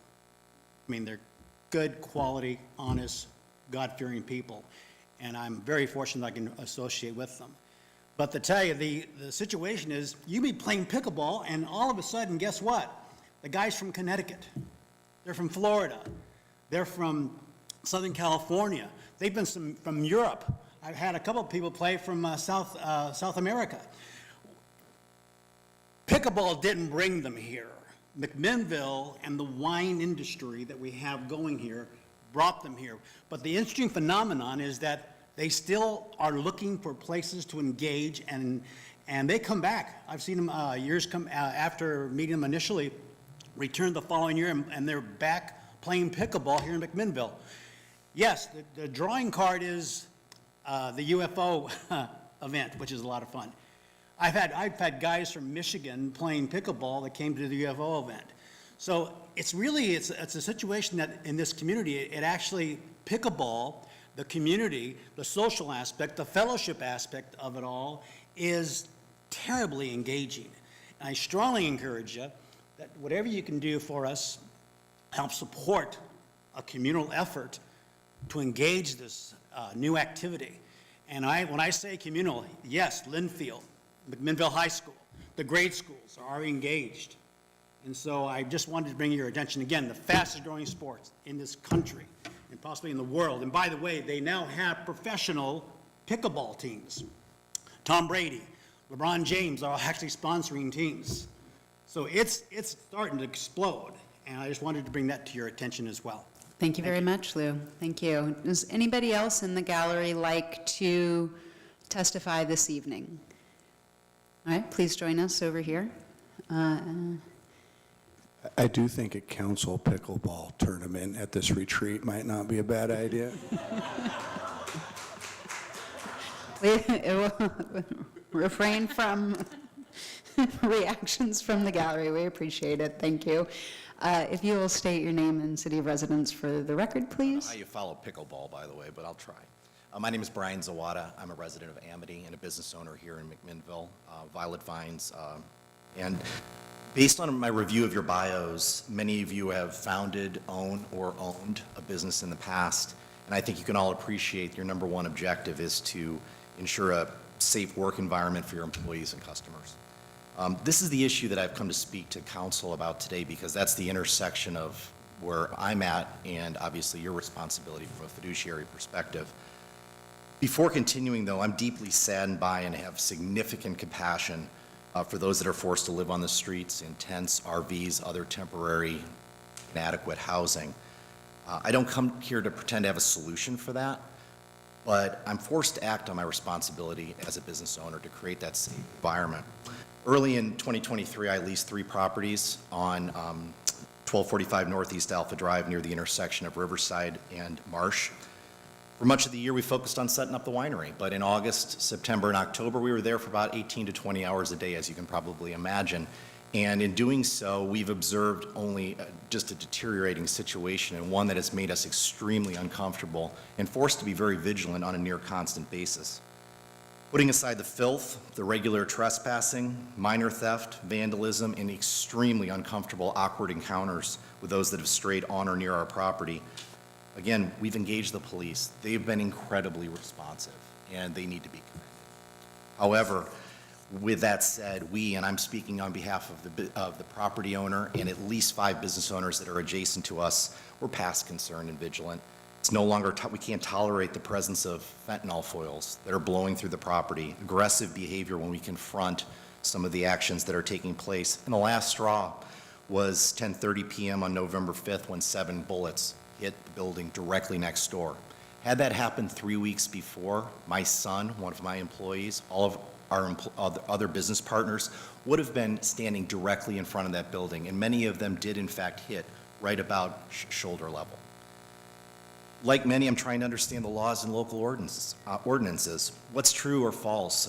It's something I want to understand, but for what I can't understand and for what I believe to be the case, we have a situation where they're allowed to be there from 9:30 p.m. to 6:30 a.m. There's a citation process all the way through potential jail, but it's not being enforced or being very weakly enforced. And I'm very interested in the council's perspective on the issue because I need to have clarity on this so I can understand how to create that safe and secure work environment for my employees. I don't know if it's a city thing or if it's someone else's responsibility, perhaps McMinnville Water and Light. But again, I really feel this is not sustainable, action's necessary, and I'm beyond worried at this point because the last thing I want to have happen is that stray bullet not being sprayed. So thank you very much for your time. Thank you. Thank you for coming in for your testimony. Public comment is always a place where we receive comment, and it's not a place where we typically give comment back, but I do want to state something for the record in this instance, which is that enforcement by the PD is not happening in your area. We actually have an officer assigned full-time, and so there is a lot more complexity to understanding those state laws, but the enforcement is happening. And I'm happy to talk with you more after the meeting so you can understand why that situation looks the way it does when we're in full enforcement. Okay, thank you. Anybody else that would like to testify? Yes, please join us.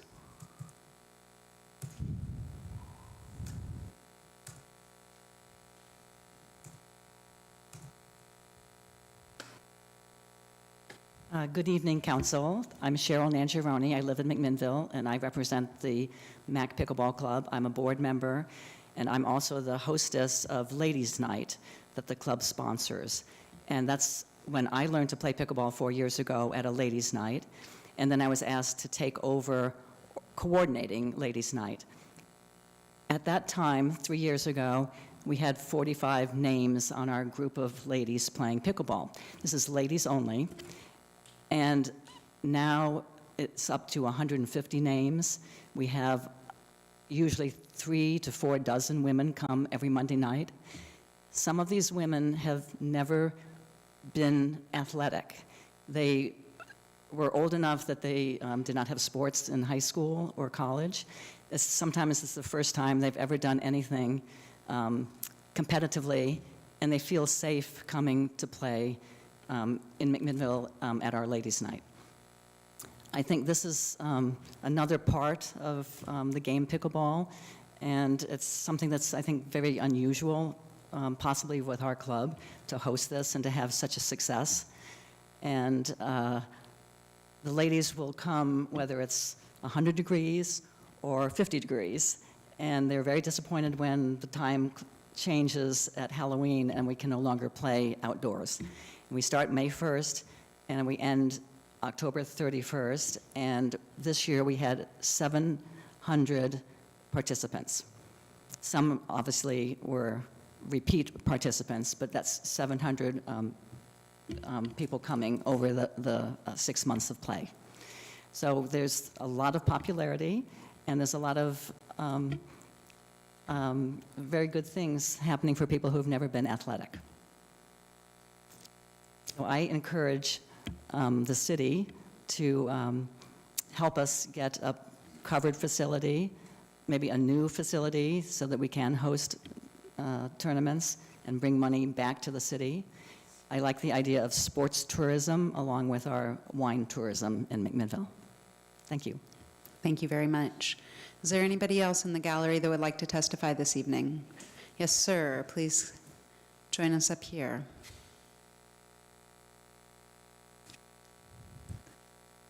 Thank you, and I'll remind you to state your name and the city where you live for the record, please. Yeah, hi, I'm Jackson Darling, and resident of McMinnville. I'm also part of the McMinnville Pickleball Board, and just kind of adding on to what you heard tonight. I've played a lot of different sports, played 2 sports in college, and coached different sports in the area. And pickleball is a unique sport where you've mentioned, well, other people have mentioned, where this age group, there is no other sport that I can think of or ever witnessed where, you know, grandchildren can play with their grandparents and their parents, and the skill level is evenly matched, you know, a competitive game, and you don't know who's going to win.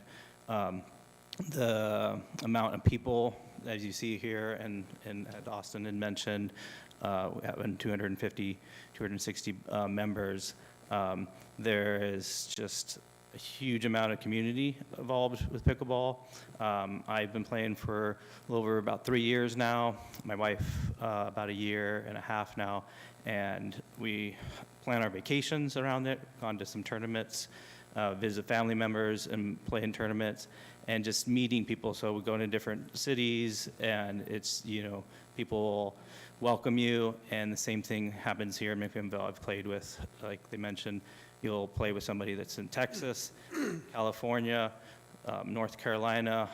I got a phone number from somebody from North Carolina, came out and was visiting and enjoyed playing with us, and said the next time they're going to come into town, they'd like to play again with me. So the fact that McMinnville, people come into McMinnville, and the tourism, there's people that I've known that have actually moved here. We've had members because of the courts. They're moving into Oregon and then looking at areas, and then notice that the courts that we have, and deciding on settling in McMinnville versus some other towns surrounding. I also am a teacher. I teach over a psychiatric day treatment center. We focus on mental health in Dallas, and I teach PE class for the students there, as well as other subjects. But it's an area that we do a unit with pickleball, and there's students that have no positives in a PE class. They've never had any positives in physical activity, and they've really enjoyed the pickleball, and it's fun to see people grow, because it is one of these sports where you can pick up a paddle and you can have some success very quickly, and it's fun. And then also, it's why we're still playing. It's a hard game to master, so you can continue to play. I played in the tournament in Amity as a fundraiser, and they raised $2,000 on Saturday. So it's a great way to bring money into the community as well. Thank you. Wonderful. Thank you very much. Would anybody else like to testify before the council this evening? Would anyone on Zoom like to testify before the council this evening? Do we have anybody on the phone? No one on the phone. All right. Thank you all very much. Oh, yes. No, that's fine. Please. Just remind you to state your name and the city where you live for the record, and then fill out paperwork with Claudia afterwards. Okay. My name is Will Gardner, and I am a resident of McMinnville. I just wanted to kind of build off of some of the things that other people have said here, and maybe give a new perspective on a lot of those things being said. So I started playing this sport when I was 11 years old. A lot of the people behind me are some of the first people I've ever played with, and have really taught me how to play, and have really given me that startup.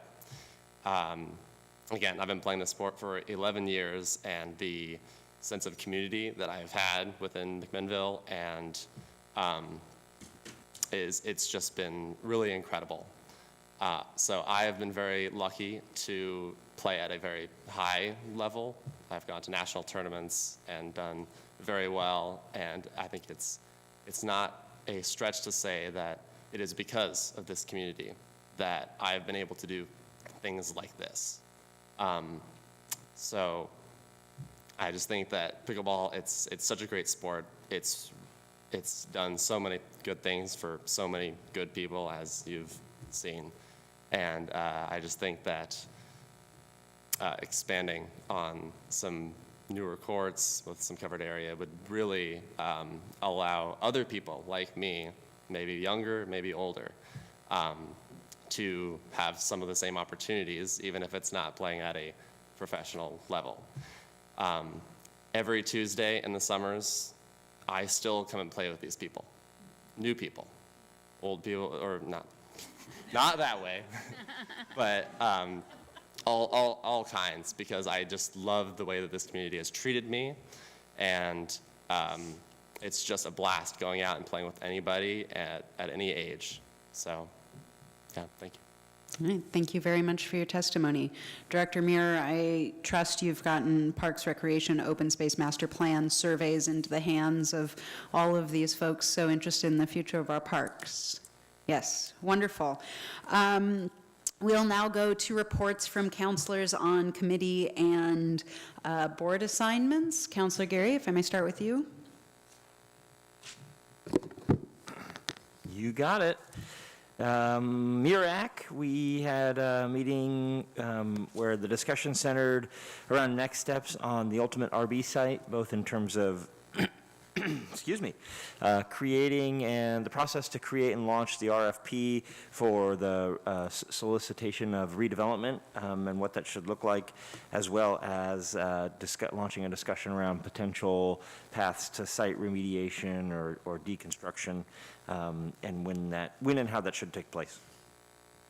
The DEIAC had its meeting, and we talked a lot about member recruitment and roles and responsibilities for the group and the individuals for the next year, as well as the work plan, and then heard an update on the assessment tool RFP and when that should be due back out and how and when we're going to score that. A lot of people's first time being involved in an RFP process on that, so some education along the way, which was great. And then affordable housing, we talked density bonuses, small lot allowances, as well as creating a pilot project for community land trust development here in town. So good stuff on the horizon for that group. Thank you very much. Councilor Chenoweth? Yeah, first off, I have always heard about this infamous, passionate group called the Pickleballers. And I'm glad to finally meet some of you and see some of you in here. I've not had the pleasure of being down there playing with you guys. Second off, I also would like to say, are there any veterans in the house? Thank you for your service. This past weekend was Veterans Day, and I just wanted to make sure I did a shout out to you guys. All right, so in my meetings, MEVLC met. We covered a couple of different points. First, the MISO program is not working as well as we hoped, so we are looking to redistribute the money that was applied to the MISO program that needs to be spent by 2024 into some of the other programs that we're have. Either it's going to go to more business grants, or it's going to go to boost up our workforce development program. We also heard from MEDP on the workforce development program, current status of it, where we're at with it. If anybody's interested in details, I'd be happy to go over with it after the meeting. But we are moving forward in that program, and it's looking pretty good. With that, the other 2 meetings I'll have this month are still yet to come, so that's it for my report. Thank you. Councilor Peralta? Thank you, Mayor. MCM 11 meets, the board meets next week, but I'm pretty sure they're going to be asking for an adjustment in the franchise fee allocation with the city to better support their operations. Council of Governments Legislative Committee meets tomorrow.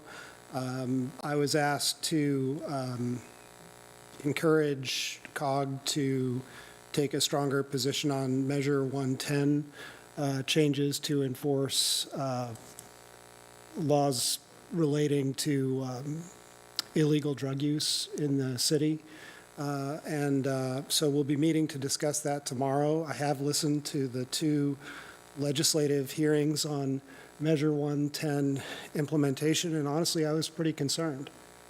From my ear had me thinking that the legislators were going to make it difficult still to enforce public use.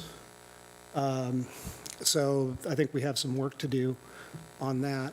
And then I guess on pickleball, I told you guys at the last meeting that we're going to need more pickleball courts over what we thought, so. Anyway, thank you. That's my report. Thank you very much, Councilor Payne. Landscape Review meets tomorrow, and the Local Public Safety Coordinating Council is meeting now every other month, so their next meeting is November 29th. I don't have anything to report. Thank you very much. Council President? Thank you, Mayor. Airport Commission met last week. I had some Zoom technical difficulties with that meeting, but we did take some testimony from some tenants out there about impacts that the air show has on them. So I do look to loop back around with them and kind of understand their position on that a little bit more. We also have a vacancy coming up on the Airport Commission, so if you haven't submitted an application and you're interested, that would be something to pull off the city website, as well as a bunch of other committees that we have vacancies on as the end of the year is our interview, and we typically make appointments the first part of the year. So be sure to get involved if you're a community member and would like to make an impact. YCOM was supposed to meet today, but it was canceled due to some illness of some other members of the YCOM board.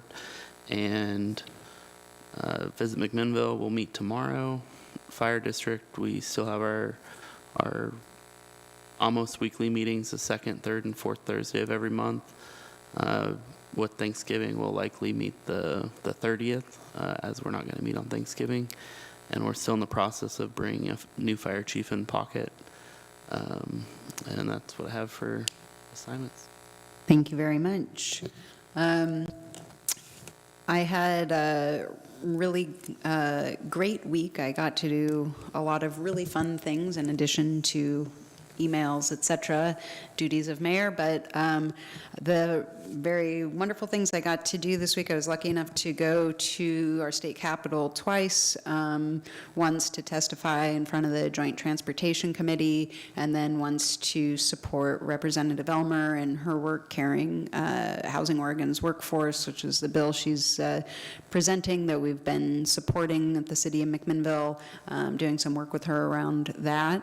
I had the pleasure of dining with Councilor Payne at the city-county dinner hosted by the Confederated Tribes of Grand Ronde.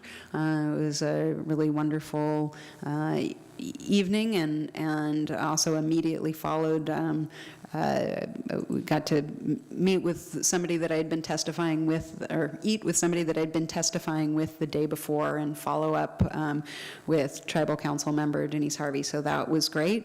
And then at the city, we've been continuing to foster a relationship with Oregon State University, and I had the great pleasure of going to the OSU v. Stanford game, which is, I've been to a Wildcats game as mayor, and this is the first big football game, and is not something that is normally in line with duties of the office, but it was truly a pleasure to get down and to go to that game and to get to meet and talk with a lot of people. And we mainly talked about economic development throughout the game, like you do.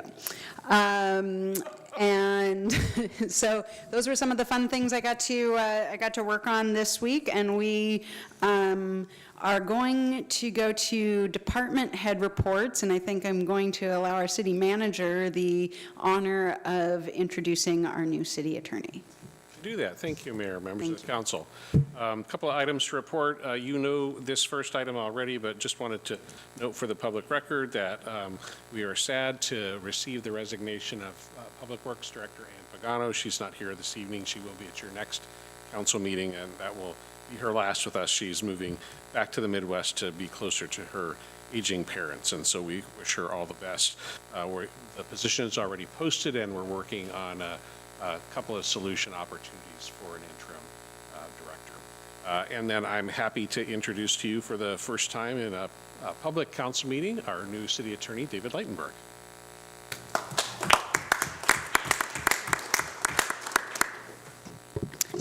Thank you. And City Attorney David Leitenberg. Good evening. It is a great pleasure to be here with all of you for this first of my city council meetings. I have only been on board for 2 weeks now, but am already seeing a lot of exciting work in progress, meeting a lot of interesting people doing hard, good work. I'm excited to see where this all continues to go, to work with you more closely. Wonderful. Thank you. Welcome. Parks and Recreation Director Muir. Just taking the opportunity to make sure everybody in the room goes to www.McMinnvilleParksPlan.com. I see some people have already taken the survey. That is the way that you can engage with the city on priorities in our park system, and it closes this Friday at 11:59 p.m. So make sure you go take that. We'll be using the data collected from that to bring forward a capital improvement plan to the city council at a later date. In addition to that, it's been a while since we've updated you about our summer fun. I'm not sure we closed the loop with you after this last summer, and I wanted to give you some numbers. Summer fun is our free programming that we try and get out to as many members in our community as we can. It's a partnership between Parks and Recreation and the library. In 2021, we had 3,921 participants in summer fun. In 2022, we had 6,114 people participate, and in 2023, we had 8,976 people participate in summer fun. So thank you for everybody that came out. There were a lot of volunteers, a lot of referees, a lot of people determining who won which zucchini race, and thank you to everybody for your help on that. Thank you very much. Finance Director Cuellar. Good evening. So I wanted to let folks know that among the volunteer committees that have openings is the Budget Committee, and we are taking applications through November 30th, and application information, you can find it both on the finance landing page and the landing page where all of the various boards and committees and commissions are. So please get those applications in. We're looking at interviews early in January. And then also I wanted to give you all a little bit of extra information about the budget committee meeting that the special meeting will be convening to discuss the property tax levy and prioritization. At this point, I've got half of the budget committee members, so 7 out of the 14 have responded to the initial survey. And so at this point, what I think I'm going to do, since I don't have full response at this point and time's running out in terms of being able to put together the public packet ahead of that meeting, since next week is a short week for Thanksgiving and all, I will probably summarize for you all where folks are landing so that you get a sense of the group. But unless I have all of them, I don't want to publish individual people's feedback. It doesn't feel right unless everybody's in. So hopefully that little tweak in how we were planning to move forward in terms of that conversation makes sense to folks. So that's all I have. Thank you very much. Claudia Cisneros, City Recorder. Just want to remind the public and council that our next Wednesday work session is canceled, and that city offices will be closed on Thursday and Friday Why? in observance of Thanksgiving. Oh, all right. Well, thank you.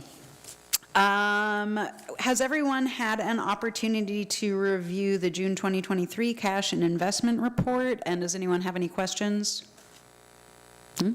Okay, then tonight we have a very short agenda. We have our consent agenda here, and would any counselor request to have any item removed from the consent agenda? Not seeing any, I would ask for a motion to approve the consent agenda as presented.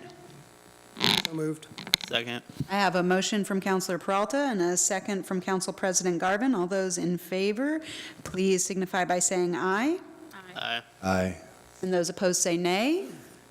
And the consent agenda is adopted unanimously. I will now adjourn the meeting at 7:46 PM and ask the council to stay to go into executive session. Thank you so much for coming. You're welcome to join us. We're here the second and fourth Tuesday of every month. Please reference the ORS for. Oh, yes. We will now go into executive session pursuant to ORS 192.660 sub 2 sub E to conduct deliberations with persons designated by the governing body to negotiate real property transactions.